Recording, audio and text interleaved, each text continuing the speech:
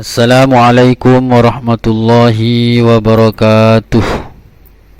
A'udzu billahi minasyaitonir rajim. Bismillahirrahmanirrahim. Wa idz qala rabbuka lil malaikati inni ja'ilun fil ardi khalifah. Qalu ataj'alu fiha man yufsidu fiha wa yasfiku ad-dima' wa nahnu nusabbihu bihamdika wa nuqaddisu lak. Qala inni a'lamu ma la ta'lamun. Wadhkur ya Muhammadu. Wadhkur dan sebutkanlah, bisa ingatlah. Ya Muhammadu, wahai Muhammad. Idh qala, ketika berkata, Rabbuka, siapa Tuhanmu? Rabbuka, siapa Tuhanmu? Lil malaikati, kepada para malaikat. Ini sesungguhnya aku ja'ilun, itu menjadikan, fil ardi, di bumi, khalifatan, terhadap khalifah. Yakhlufuni, yang menggantikan siapa khalifah ni terhadap aku, fi tanfidhi ahkami, di dalam menegakkan atau melaksanakan ahkami, beberapa hukumku, fiha, di dalam al-ard. Wa huwa, adapun khalifah, Adamu, itu Nabi Adam. Dalam ayat ini Allah Subhanahu wa ta'ala menjelaskan bahwa Rasulullah sallallahu alaihi wasallam diperintahkan oleh Allah untuk mengingat atau menjelaskan ketika Allah berfirman kepada para malaikat, Inni ja'ilun fil ardi khalifah, sesungguhnya aku menjadikan seorang khalifah di muka bumi. Allah berfirman kepada malaikat. Siapa yang dimaksud dengan malaikat? Malaikat, kalau dalam akidah kita, adalah jismun latifatun, adalah jisim atau makhluk halus, ya, jisim lembut yang memiliki kemampuan untuk yatashakkal bi ashkalin mukhtalifah, untuk berubah wujud, menjelma menjadi berbagai wujud. Tempatnya malaikat itu di langit. Malaikat itu salah satu fungsi utamanya adalah sebagai perantara antara Allah dan para rasul. Dan malaikat itu juga oleh Allah diberi tugas, berbagai macam tugas. Mereka itu makhluk suci yang tidak pernah melanggar perintah Allah. Diberi berbagai tugas. Ada yang bertugas untuk mencabut nyawa dan semacamnya. Seperti yang sudah biasa kita kenal. Namun penugasan yang dilakukan oleh Allah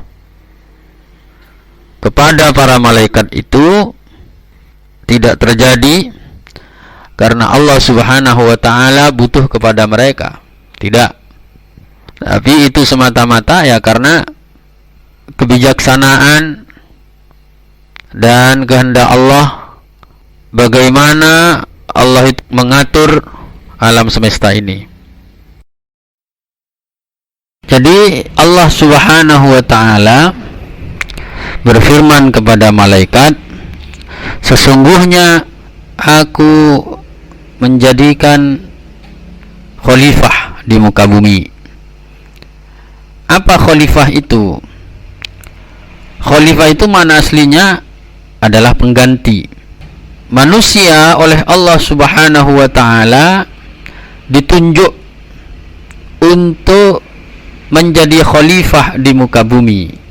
Dalam arti mereka ditugas untuk mengatur kehidupan yang ada di muka bumi ini, tugas pertamanya adalah tanfidul ahkam. Tanfidul ahkam, melaksanakan hukum-hukum Allah, menegakkan hukum-hukum Allah di muka bumi. Dan tugas keduanya tentu saja adalah bagaimana mengatur kehidupan di muka bumi, bagaimana mengatur sumber daya alam yang ada di muka bumi itu untuk kepentingan manusia. Maka disitulah fungsi khalifah. Kalau mana aslinya khalifah itu adalah pengganti. Kenapa manusia itu kemudian disebut sebagai pengganti? Karena dia ditugasi oleh Allah untuk mengatur kehidupan di muka bumi, seolah-olah manusia itu menjadi pengganti Allah. Seolah-olah, bukan sesungguhnya, karena kalau hakikatnya Allah tidak bisa digantikan.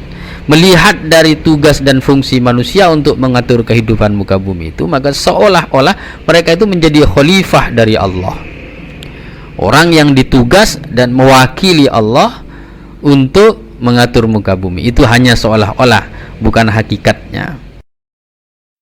Qalu ataj'alu fiha, qalu, berkata siapa malaikah, ataj'alu, apakah akan menjadikan siapa engkau fiha, di dalam al-ard, man, terhadap orang, yufsidu, yang akan merusak siapa man, atau yang akan membuat kerusakan siapa man, fiha, di dalam ard, ai bil ma'asi, yakni dengan berbagai perbuatan maksiat, wa yasfiku, dan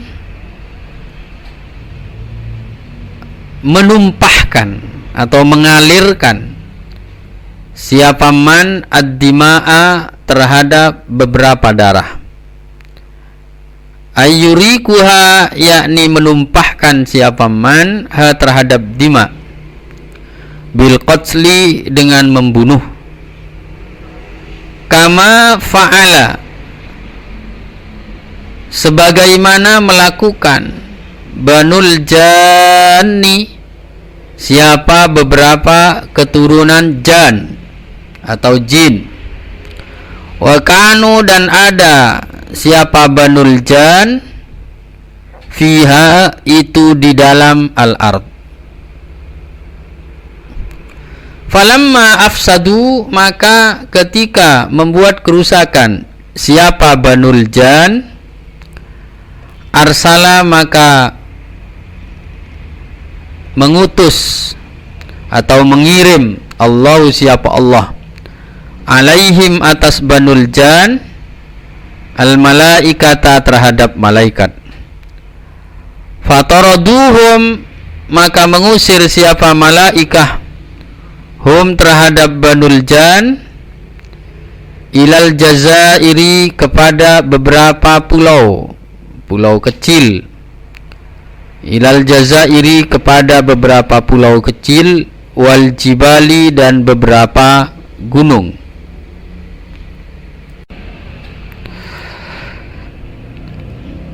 Allah Subhanahu wa ta'ala ketika menyampaikan kepada para malaikat bahwa akan menciptakan khalifah di muka bumi, maka malaikat-malaikat itu bertanya kepada Allah, ataj'alu fiha man yufsidu fiha wa yasfiku dima, apakah engkau akan menciptakan khalifah di muka bumi yang mana dia akan membuat kerusakan dan menumpahkan darah? Ya. Dari mana malaikat tahu bahwa manusia yang akan diturunkan oleh Allah ke muka bumi itu akan membuat kerusakan? Ada beberapa kemungkinan. Kemungkinan pertama, seperti disebut oleh Al-Imam As-Suyuti di dalam tafsir Jalalain ini, adalah karena malaikat sudah pernah malaikat itu sudah pernah merasakan atau mengetahui apa yang dilakukan oleh penghuni di muka bumi ini sebelum manusia.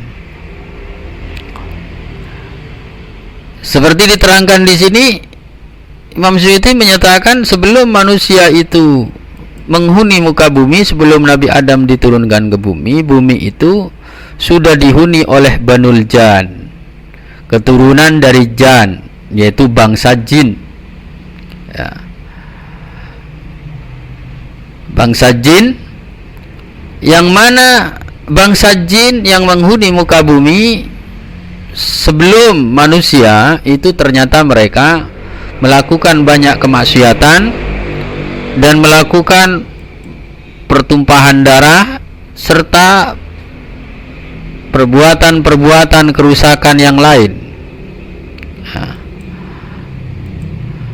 Maka karena itulah malaikat kemudian menganalogikan, menyamakan, jangan-jangan makhluk yang akan diturunkan oleh Allah ini akan melakukan hal yang sama seperti yang dilakukan oleh Banul Jan. Ini yang pertama. Banul Jan ini yang karena mereka itu melakukan kerusakan akhirnya diusir oleh malaikat, ya. Diusir oleh malaikat untuk kemudian mereka diusir ke Al-Jazair wal Jibal, ke gunung-gunung dan ke pulau-pulau terpencil. Hingga saat ini bangsa jin itu pusatnya ada di gunung-gunung, ada di pulau-pulau terpencil, atau ada di tempat-tempat sepi, di hutan, di gunung, pulau terpencil, dan mereka cenderung menjauh, walaupun ada juga sih yang hidup di dimensi alam lain di tengah-tengah kehidupan manusia. Tapi secara umum tempat yang paling disukai oleh jin itulah tempat-tempat yang sepi, ya, sepi dari kehidupan manusia, seperti laut, gunung, kemudian pulau terpencil, hutan dan semacamnya. Selanjutnya, wa nahnu, adapun kami, nusabbihu itu menyucikan siapa kami, nusabbihu itu bertasbih siapa kami, ay mutalabbisina, yakni melakukan siapa kami, atau mutalabbisina dalam keadaan melakukan, mutalabbisina dalam keadaan melakukan atau memakai, bihamdika dengan memujimu, ay naqulu, yakni mengucapkan siapa kami, subhanallahi, maha suci Allah, wa bihamdihi, dan dengan memuji Allah, ay mutalabbisina bihamdihi, kami menyucikan Allah dan memuji Allah. Nah, itu maksud dari subhanallah wa bihamdihi, dan dengan memuji Allah. Wa nuqaddisu, dan menyucikan siapa kami, laka kepada engkau, ay nunazzihuka, yakni menyucikan siapa kami ka terhadap engkau, amma dari sesuatu, la yaliqu yang tidak pantas, apa ma bika denganmu. Fallamu, maka adapun lam, lafadz laka, zaidatun itu lam zaidah, wal jumlatu adapun jumlah, wa nahnu nusabbihu itu halun menjadi hal, ay fanahnu, yakni adapun kami, ay fanahnu yakni maka adapun kami ahaqqu itu lebih berhak bil istikhlafi untuk dijadikan khalifah. Bil istikhlafi untuk dijadikan khalifah. Malaikat berkata setelah menyatakan kepada Allah, ya Allah, apakah engkau akan menciptakan khalifah di muka bumi yang akan membuat kerusakan di sana? Kemudian malaikat juga menyatakan, sementara kami selalu bertasbih kepadamu, selalu memuji kepadamu, dan selalu menyucikanmu. Seolah-olah malaikat ini hendak menyatakan kami kaum malaikat itu lebih pantas untuk ditunjuk sebagai khalifah untuk mengelola kehidupan di muka bumi. Seolah-olah malaikat mau menyatakan demikian, daripada manusia yang akan engkau turunkan ke muka bumi. Karena malaikat memperkirakan bahwa keturunan dari Nabi Adam atau manusia itu akan banyak membuat kerusakan dan kemaksiatan, karena melihat khalifah-khalifah sebelumnya, atau kemungkinannya karena malaikat melihat komposisi penciptaan dari Nabi Adam, yang mana penciptaan Nabi Adam itu tidak sama dengan malaikat komposisinya, di mana Nabi Adam diciptakan dengan memiliki unsur pikiran dan unsur nafsu, dan keturunan Nabi Adam juga akan diciptakan tentunya dengan unsur pikiran dan unsur nafsu, pikiran, perasaan, dan nafsu. Hingga malaikat memperkirakan ketika pikiran seseorang memiliki unsur pikiran dan nafsu, maka yang lebih sering pikiran itu akan kalah dengan nafsunya. Nafsu yang ada dua itu, ada nafsu keinginan dan nafsu kebencian.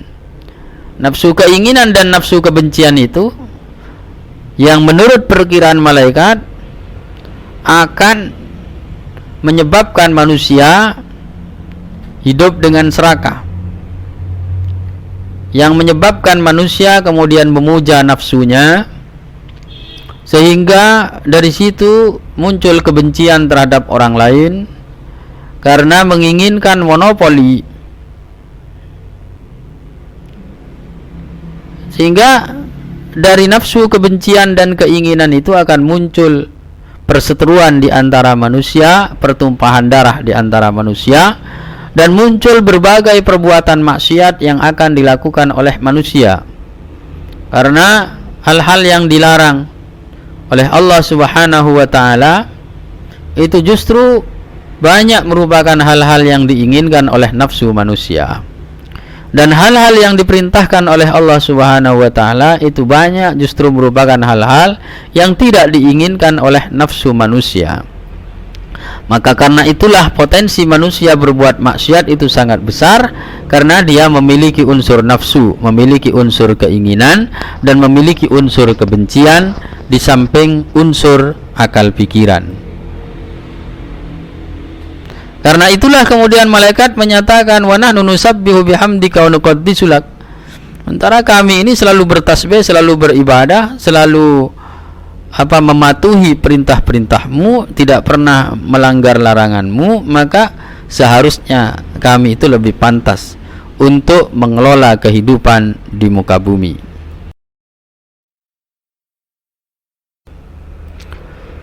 Selanjutnya dalam tafsir ayat ini, Imam Asyuti menyatakan, apa perbedaan antara nuqaddisu dan nusabbihu? Kalau dalam terjemah bahasa Nisa, bertasbih itu ya juga maknanya menyucikan Allah. Nusabbihu itu menyucikan, nuqaddisu juga menyucikan. Tapi apa bedanya? Bedanya antara tasbih dan taqdis, antara subuhun dan kudusun, sifat Allah subuhun dan kudusun, Antara sabbaha dan qaddasa atau nusabbihu dan nuqaddisu, itu perbedaannya adalah kalau nusabbihu itu adalah mensifati Allah atau menyucikan Allah, dalam arti mensifati Allah dengan segenap kesempurnaan, sehingga gandengan dari nusabbihu itu adalah bihamdika, dengan memuji Allah, karena pujian itu dilakukan kepada sebuah kesempurnaan. Jadi tasbih itu ketika dimaknai menyucikan, maksudnya adalah menyucikan dalam arti mensifati Allah dengan segenap sifat kesempurnaan. Kemudian takdis atau nuqaddisu, menyucikan, yang menggunakan lafaz takdis atau nuqaddisu itu artinya adalah menyucikan Allah dari segenap kekurangan. Jadi tasbih dan takdis itu mewakili pokok dari akidah kita tentang Allah. Jadi akidah, bagaimana akidah Ahlus Sunnah wal Jamaah mengenai sifat Allah secara global. Maka rumusannya hanya ada dua, adalah meyakini bahwa Allah itu muttasifun bi jami'il kamalat dan munazzahun an jami'in naqasat, bahwa Allah itu memiliki semua sifat kesempurnaan dan bahwa Allah itu suci dari segala kekurangan. Itu adalah akidah, ya, akidah global. Bagaimana akidah kita tentang Allah secara global? Ya cuma itu, meyakini bahwa Allah itu muttasifun bi jami'il kamalat, memiliki semua sifat kesempurnaan dan suci dari segala kekurangan. Apa yang menjadi sifat kesempurnaan, ya, dan apa yang mana Allah itu disucikan dari berbagai kekurangan, nah, itu yang kemudian terjadi perbedaan pendapat dan pemahaman serta kesimpulan dari berbagai macam aliran dalam agama kita. Kalau aliran Ahlus Sunnah wal Jamaah yang dirumuskan oleh Al-Imam Abul Hasan Al-Asy'ari, merumuskan bahwa cara berakidah kepada Allah, cara memahami tentang kesempurnaan sifat dan kesucian Allah dari segala kekurangan, itu melalui sifat 20 sifat wajib, 20 sifat mustahil, dan 1 sifat jaiz. Itu yang dirumuskan oleh Asy'ariyah, oleh ulama-ulama madhab Asy'ari, pengembangan dari sifat yang dirumuskan oleh Imam Asy'ari sendiri, hingga menjadi sifat 20 sifat wajib, 20 sifat mustahil, dan 1 sifat jaiz. Walaupun pada hakikatnya sifat kesempurnaan Allah itu pada hakikatnya tidak bisa kita hitung, ya, tidak terbatas, sebetulnya hakikatnya tidak terbatas. Tapi apa yang dirumuskan oleh Imam Abul Hasan Al-Asy'ari dan dirumuskan oleh para pengikut beliau setelahnya, itu sudah dianggap merupakan rumusan yang cukup untuk menepis, ya, untuk menolak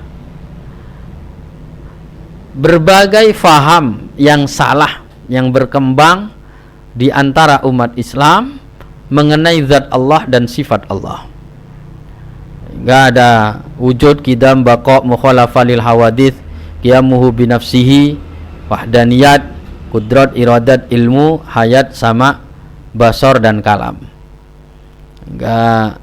Ini dalam mazhab Asy'ari ada sifat wajib itu dibagi menjadi sifat nafsiyah, kemudian ada sifat salbiyah, ada sifat ma'ani dan maknawiyah. Nah, sifat salbiyah itu mewakili takdis. Ini menyucikan Allah dari berbagai kekurangan. Sifat salbiyah, sifat yang menunjukkan tiadanya sebuah kekurangan pada zat Allah, dirumuskan menjadi 5. Menjadi 5 sifat wajibnya, yaitu Qidam, baqa, mukhalafah lil hawadits, kemudian qiyam bin nafsi, kemudian wahdaniyat. Itu menyucikan Allah dari berbagai kekurangan. Nah, dirumuskan menjadi sifat salbiyah. Kemudian Allah memiliki sifat kesempurnaan, itu dirumuskan dalam sifat ma'ani, qudrat, iradat, ilmu, hayat, sama, basar, kalam. Itu adalah sifat kesempurnaan Allah. Tapi sebetulnya sifat Allah tidak hanya terbatas pada itu. Itu hanya rumusan yang dijangkau oleh akal manusia untuk menepis kesalahan-kesalahan akidah tentang Allah Subhanahu wa taala yang berkembang di tengah-tengah umat Islam. Di tengah-tengah aliran-aliran menyimpang di tengah-tengah umat Islam, itu maksud kami.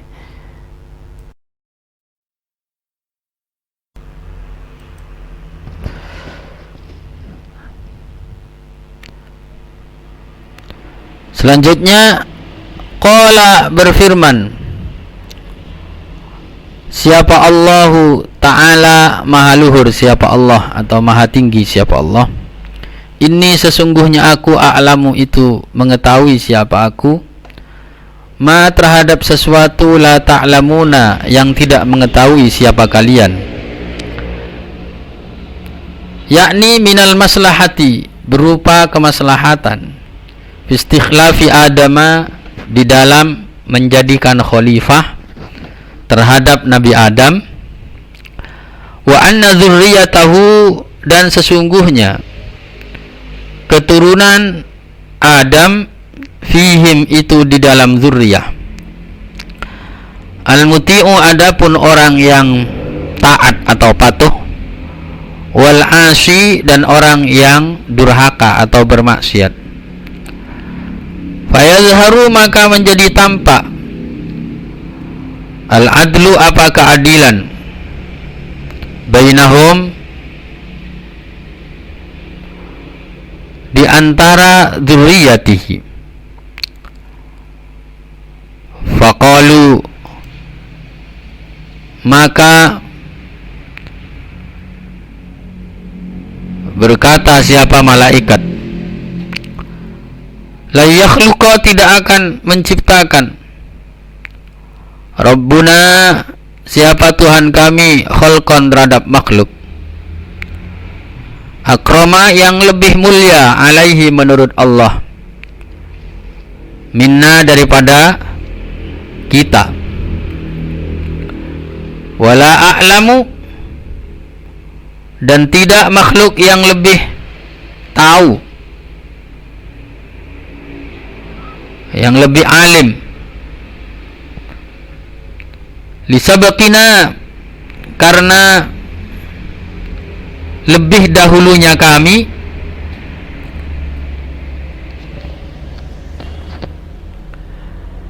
lahu kepada khalqan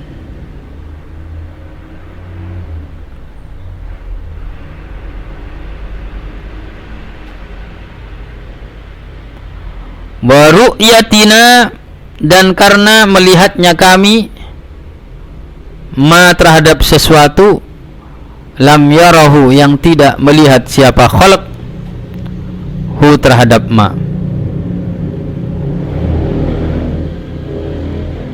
Fa khalaqallahu maka menciptakan Allah Ta'ala siapa Allah Ta'ala Adam terhadap Nabi Adam, min adimil ardi dari permukaan bumi, ay wajiha yakni permukaannya ard, bi an qabadha dengan sekiranya mengambil siapa Allah minha dari adimul ard atau wajiha, qabdatan terhadap satu genggam, min jami'i alwaniha dari segenap beberapa macamnya wajhil ard,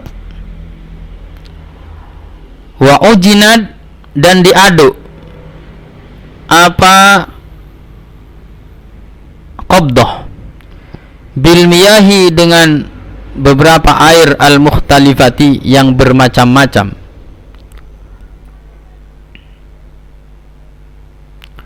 wasawahu dan membentuk siapa Allah Wasawwahu, dan menciptakan atau membentuk siapa Allah hu terhadap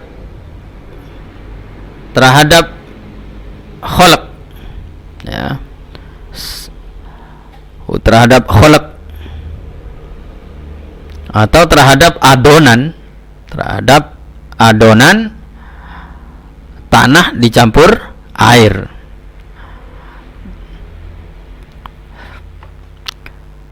Wa nafakha, dan meniupkan siapa Allah fihi, di dalam khalaq atau adonan tadi, ya, ma'jun, ya, ar-ruha, terhadap nyawa, terhadap ruh, fasara, maka menjadi apa khalaq, ayawanan, itu makhluk hidup, hassasan, yang bisa merasakan, hassasan, yang memiliki indera atau bisa merasakan, ba'da angkana, setelah sekiranya ada apa khalaq atau adonan tanah dan air, jamadan, itu benda mati, jamadan, itu benda mati.